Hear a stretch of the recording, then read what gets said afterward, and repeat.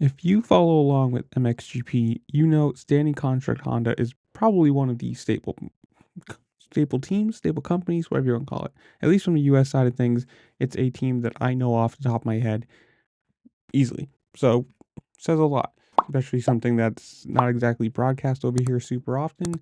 It is a, I don't know, staple team. I'll go with that one. Well, that guy right there, Alberto Forato. I'm saying that probably horrible. It's Alberto Forato. He signed with them, along with Paul Jonas, that guy right there. And this is pretty good. For the last couple of years, he made his debut in the 450 class, the actual MXGP class, if you want to say it, in 2021, finishing 18th overall. 2022, he finished 11th overall. And last year, he had 4 top 5 finishes. And I think he finished ranked 7th in the world.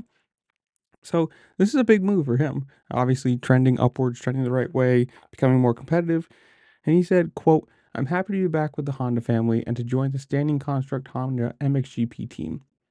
It's so important to have a solid team behind you and a strong bike, so I'm really looking forward to the new challenge and seeing what we can do in 2024.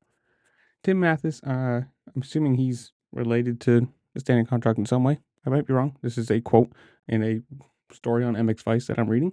It says, quote, "We are pleased to have Alberto Forato to the team in 2024 MXGP season. We've been watching him in the MXGP for the last 2 years, and his progress has been nothing short of impressive. He will be a great addition to our team, and we look forward to seeing what he, together with Paul Jonas, can achieve."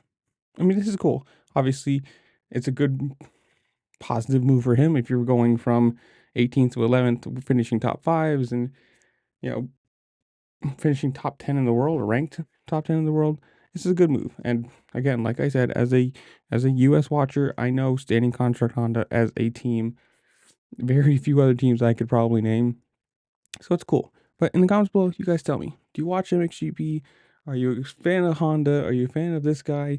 And who do you think's gonna win? Are you a Hurlings or somebody like that? Prado, all those guys, Geister, all the big name guys. Whatever. Comment down below. Tell me what you think about it. And while you're down there, make sure to like, share, subscribe, do all the fun things this platform allows you to do because it really does help me out and I appreciate it. And with that, I'll see you later. Peace.